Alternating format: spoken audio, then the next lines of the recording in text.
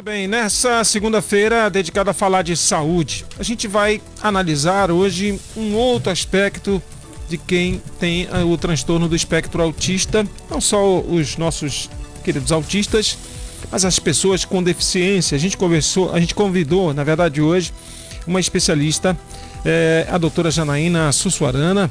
Ela é advogada, né, tem pós-graduação em Direito Tributário, é pós-graduanda em Direito das Pessoas com Deficiência, uma especialista realmente no assunto para nos ajudar a entender um pouco mais. Muitas vezes ainda uma outra pessoa pode questionar os direitos dessas pessoas.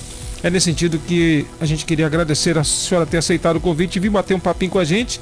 E vamos combinar, de tirar dúvidas hoje, pode ser assim? Pode ser assim. Boa noite, Kleber. Boa noite aos ouvintes. Muito obrigada pelo convite, pelo espaço do programa. A senhora é amapaense? Sou amapaense. Quem está lhe acompanhando hoje? É o seu maridão ali? É, o Raul. É o seu social media também? Isso. Muito bem, Raul, seja bem-vindo aí. Bom, doutora, acho que tudo pode começar com o que está previsto na lei. Tem uma legislação, digamos assim, até recente, que é o Estatuto da Pessoa com Deficiência. Isso, o Estatuto da Pessoa com Deficiência, ele é de 2015, né? E nós temos também, Kleber, uma lei que ela é própria para a proteção das pessoas com transtorno do espectro autista, que é a Lei Berenice Piana. A Lei Berenice Piana, ela foi um marco para a pessoa autista, né? Então, ela trouxe diversos direitos. Ela trouxe desde o diagnóstico precoce, que eu acho que, na minha opinião, não é que ele tenha um direito a mais, mas ele é importante ter esse diagnóstico precoce, porque o tratamento feito com a pessoa, ele é feito com uma qualidade melhor, com uma atenção melhor. Então é muito importante imagine você diagnosticar uma criança com 2 anos e diagnosticar um adolescente aos 12, aos 15 anos, né? O tratamento vem ser completamente diferente. Ou como está sendo até comum hoje em dia, é o diagnóstico na pessoa adulta, né? Com a pessoa adulta. E assim, Kleber, é um pouco mais complicado, porque assim, apesar de eu estudar o direito, eu também tenho que me manter muito atualizada na questão dos estudos do autismo. Porque imagina como é que a gente vai fazer a defesa do direito da pessoa dentro do espectro, se a gente não entender o autismo, né? O autismo, ele é um distúrbio de neurodesenvolvimento. O autismo, ele tem níveis de comportamento, ele tem níveis de suporte, que quem dá esse diagnóstico é o médico assistente, que é uma coisa também que eu bato muito com os pais. Uhum. A questão desse diagnóstico precoce que nós falamos, às vezes tem a resistência dos pais em não ter o diagnóstico com o médico assistente da criança. O que seria o médico assistente da criança? É o médico que faz o acompanhamento com a criança, né? Então a gente tem essa resistência. Às vezes fala-se muito do neuropediatra, muito do psiquiatra, que ele tem a capacidade maior de dar esse laudo. Essa resistência, vamos lá, pode estar ligado a alguma coisa, um traço assim, vamos lá, é que muita gente não gosta de falar cultural, né? Mas durante muito tempo, a família que tinha, nós da imprensa temos que estar sempre nos atualizando, né? A gente falava pessoa portadora de necessidade especial, hoje é pessoa com deficiência. Mas ter um deficiente na família era sinônimo de segregar, ficar alijado do processo, ficar no fundo de uma rede. Isso teve que... Estamos aí em processo de mudança, sim, diria? Com certeza. Com certeza. Antigamente, a pessoa que tinha uma incapacidade permanente ou transitória, ela era tida como absolutamente incapaz. Hoje não. Hoje ela é relativamente capaz. Ela tem os atos da vida civil, ela pode sim responder por ela, né? O que ela pode ter é um curador, é um tutor, mas ela responde sim por ela. O Estatuto da Pessoa com Deficiência, ele veio para mudar até mesmo o Código Civil. Então, nós temos sim, e como eu repito, né, a questão da pessoa com o transtorno do espectro autista, ela tem a lei específica. Então, na questão específica do autismo, tem aí um cerne da questão, que não é uma doença, não é? É um transtorno. A lei a diferença fala, básica do ponto de vista legal. A lei fala, Kleber, que o autista, ele é deficiente para todos os efeitos legais. Então, o autista, ele vai ter a lei Berenice Piana, que é a lei própria da pessoa com transtorno da autista. Temos o Estatuto da Deficiência e a Lei Brasileira de Inclusão. Então, olha a quantidade de direitos que nós temos, o autista. E às vezes essa informação, ela não chega para o responsável, ela não chega para os pais, ela não chega para a mãe, para o pai, né? Quando ele chega comigo, às vezes pega o diagnóstico e é diagnosticado com o que está dentro do espectro, né? Do TEA, que a gente fala. E o pai, às vezes, pai e mãe responsável não sabe nem o que fazer, nem como agir, como tratar, né? Então a gente vai dar aquela instrução, conversa, porque é aquilo que eu falei para você. A gente entende do direito, mas a gente também tem que entender um pouco da deficiência, para a gente poder dar o suporte para os pais. Uma outra coisa que é bem importante a gente mencionar aqui é a questão dos níveis de suporte e da questão do laudo. Porque às vezes o pai, a mãe ou o responsável, eles, como eu lhe falei, né, além dessa situação de não querer ser laudado por qualquer médico que acha que não tem, né, a capacidade de dar aquele laudo, ainda tem que ver os tratamentos que são possíveis para aquela criança. Esse diagnóstico, ele precede a opinião, o embasamento de outra, o chamado equipe multidisciplinar, não é? Que também está em lei. Também está legal, na lei, né? Tem previsão legal. A lei fala que isso tem que se dar até quanto tempo? Não, ela não dá prazos. Não dá prazo. Não dá prazos, não. O que acontece, o que ocorre, o que a gente auxilia, a gente que estuda, né, da área, a gente tem aquele auxílio da equipe multiprofissional fazer o relatório, né, geralmente fonoaudióloga, TO, né, que é terapeuta ocupacional, e a psicóloga. Dependendo da criança, do relatório que é tido, cada um faz uma intervenção precoce, né? Uma intervenção antes desse laudo, leva esse laudo pro médico assistente e lá ele vai ver direitinho o tratamento a ser feito com a criança ou com o adolescente. Deixa eu só atualizar quem está com a gente chegando agora, né? Sintonizou a rádio, ainda não reconheceu a voz. A gente está conversando com a doutora Janaína Sussuarana. Ela é advogada, especialista em direito das pessoas com deficiência, né? Tô falando hoje aqui especificamente porque a nossa equipe descobriu que você faz um trabalho diferenciado também nas redes sociais, não é? Como é que funciona isso? A gente tá propagando informação. Tá. Né, disseminando informação. Isso lá. A gente tá propagando informação, a gente quer que chegue no alcance de mais pessoas possíveis para verificar o pai, a mãe, o responsável, que vá atrás do direito da pessoa que está dentro do espectro.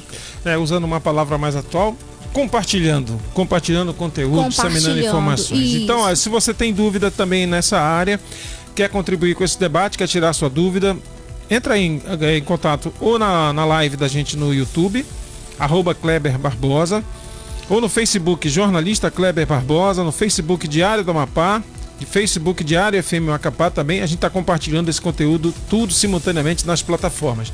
A galera aqui da Vila Amazonas e Santana, o perfil deles é Icome Memórias, mandando boa tarde, parabenizando a senhora. O Paulo Ferreira diz boa tarde aqui em Santana, Amazônia, Brasil. Obrigado aí, dois internautas de Santana. Raul Anderson. Logo no começo algumas pessoas, poxa, mas a gente devia proteger a criança. Na verdade, tem um quê, né, de identificar logo de cara que é para evitar exatamente as abordagens, é isso? A questão do preconceito também, né? A questão da fila preferencial, a questão da fila prioritária. Então a gente realmente teve uma cliente que me procurou recentemente, que eu acho muito importante a gente mencionar isso. Uma cliente me procurou que ela estava usando o cordãozinho e ela estava indo para num passeio interestadual. Uhum. E ela foi cobrada. Ela foi cobrada o laudo da criança. Ela foi cobrada o documento da criança. Então, que a gente fique claro isso também, gente. A gente precisa usar o cordãozinho, mas a gente precisa ter um documento que ateste a deficiência. Não é simplesmente colocar o cordão, porque tá nas mãos do atendente que vai fazer o seu atendimento. Às vezes ele não vai... O cordão deveria estar segurando um crachá, uma carteira, ele segura. Só que a lei, no Estatuto da Pessoa com Deficiência, ele fala que você é obrigado a comprovar. Ou seja, tem que andar com a documentação, tem que andar com uma xerox de um laudo. Às vezes é incômodo, mas está na lei. Ele pode ser cobrado e você vai ter que fazer essa comprovação. Não é só o uso do cordão. A gente usa o cordão, mas a gente também leva o documento xerox no celular, hoje em PDF, mostra ali pro atendente, porque às vezes você não é cobrado. Mas quando você é cobrado, às vezes você pode perder esse direito, né? Diante da cobrança da atendente, que foi o que aconteceu com a minha cliente recentemente, que ela ligou muito chateada, mas infelizmente a gente precisa fazer essa comprovação. Uhum. E se vale para a pessoa, imaginem para quem, vamos lá, tenta burlar a regra e coloca a vaga, né? Coloca o carro numa vaga destinada à pessoa com deficiência. Essa pessoa está sujeita a que tipo de punição, hein, doutora? Sim, penalidades, né, Kleber? Nós temos, assim, o cartão, ele é feito de estacionamento, ele é obrigatório também. Você não pode simplesmente pegar, estacionar na vaga e não comprovar a sua deficiência. Então você precisa fazer essa comprovação. E outra pessoa que estacionar na vaga do deficiente, do idoso, né, ele sim sofre sim as penalidades. Isso está ligado ao Código de Trânsito ou tem na própria legislação da deficiência? Sim. Ele está ligado também com os vários direitos que o Estatuto ele acompanha. Paulo Pereira está aqui mandando uma mensagem lá do bairro Açaí, Zona Norte de Macapá. Seu advogado Cícero Bordalo também mandando um cumprimento aqui. Galera passando por aqui e prestigiando aqui esse bate-papo com a doutora Janaína Sussuarana, não é isso? Muito bem. Rafaela Carrera, colega da gente, jornalista em Brasília, aqui acompanhando a gente. Quem mais? Marco Brandão, lá em Santana. Que bom, muita gente entrando por aqui, passando. Delegado Cláudio Honor também entrou por aqui. O Everton França. Que bom, galera chegando aqui. E a senhora costuma também interagir com o internauta? Tira dúvidas também na sua rede social? Sim. A gente faz, né? Agora a gente vai se empenhar cada vez mais nas redes sociais para a gente fazer essa tira dúvida, porque existe, né, muitas dúvidas ainda, muita gente que não sabe, que não conhece o direito, então vem através da gente no direct, faz as perguntas e aí a gente já responde. Teve até um advogado, a gente tentou outro dia marcar entrevista com ele, é um advogado aí que na rede social, no Brasil inteiro, ele é conhecido. Ele costuma palestrar, vai a audiências públicas na Câmara dos Deputados lá em Brasília. E ele outro dia, foi quando a gente descobriu a história dele, quisemos muito bater um papo com ele, mas ele falou o seguinte, sobre essa questão do espectro autista. É que hoje os conceitos mais modernos falam de inclusão.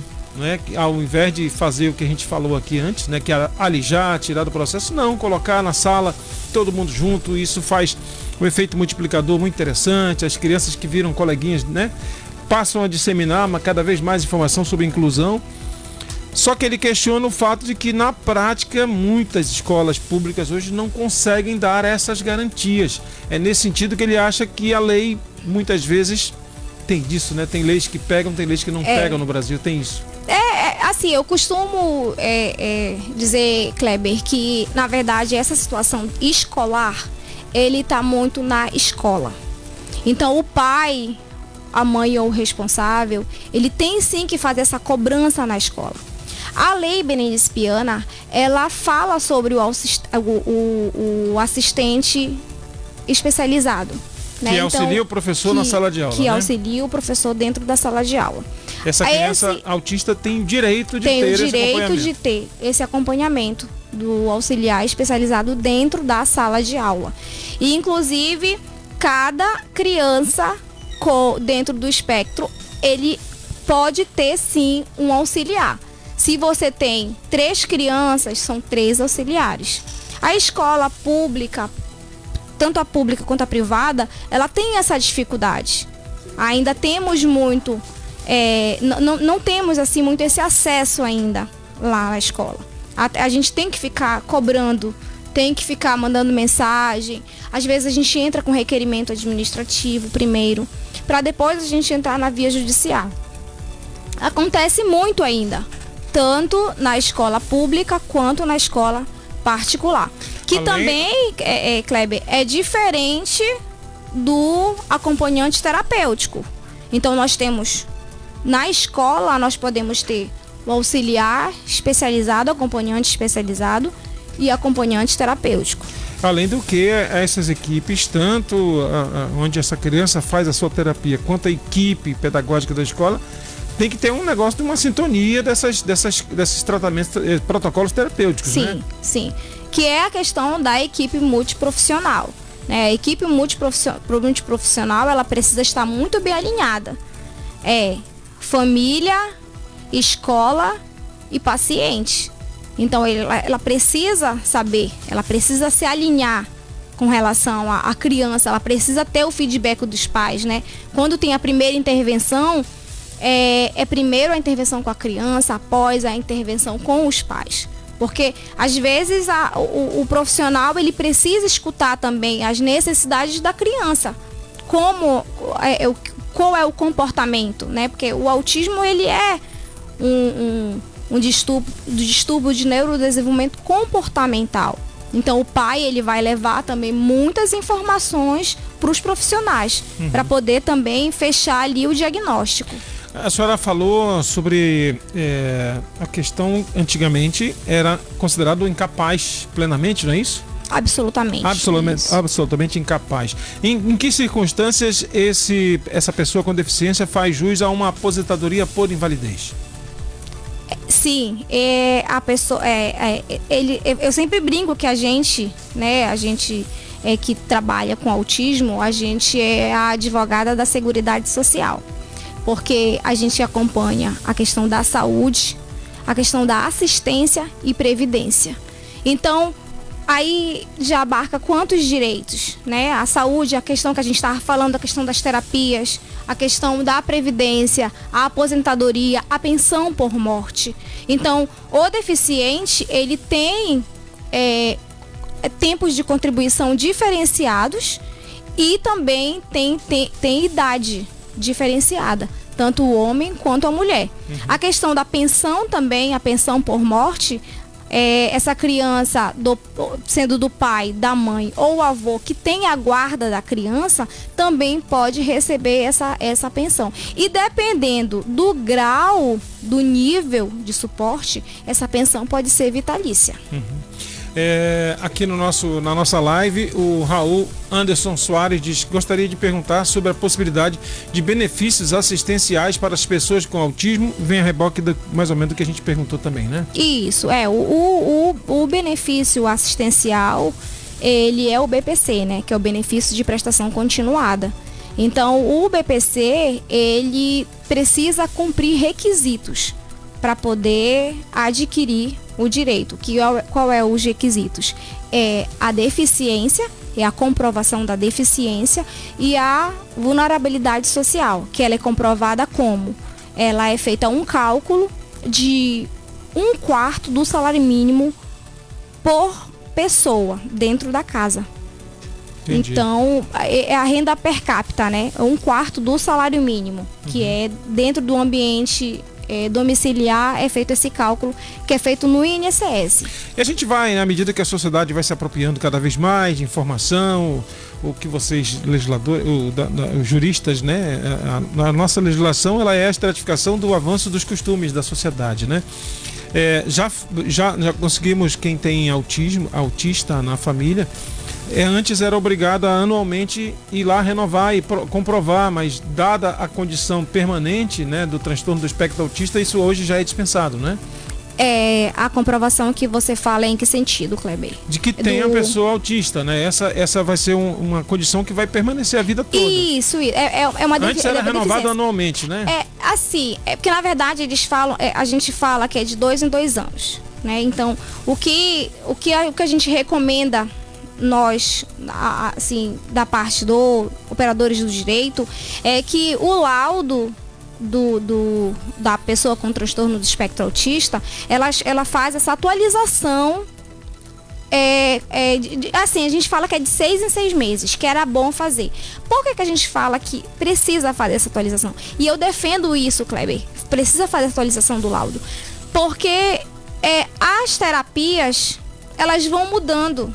Então, por exemplo, se a pessoa ela precisava de 4 sessões semanais com a TO, ela pode, daqui a 6 meses, ficar com 2 sessões semanais. Então é importante, porque não é o diagnóstico que a gente vai renovar, não. O diagnóstico ele já foi dito. A pessoa ela tem o transtorno, né, do espectro autista. Mas o que vai mudar é justamente as terapias, para ela ter essa evolução. Então é por isso que é importante a gente fazer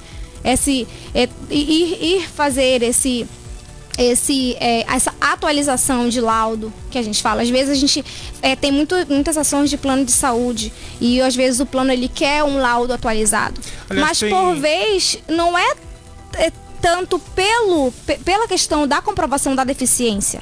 Tem até um tipo de exame de acompanhamento auditivo que é um pouco mais abrangente, que ele realmente, a própria equipe diz que precisa periodicamente ser renovado à medida que essa pessoa vai evoluindo com o tratamento, vai interagindo com o tratamento, né? É isso, mas é porque,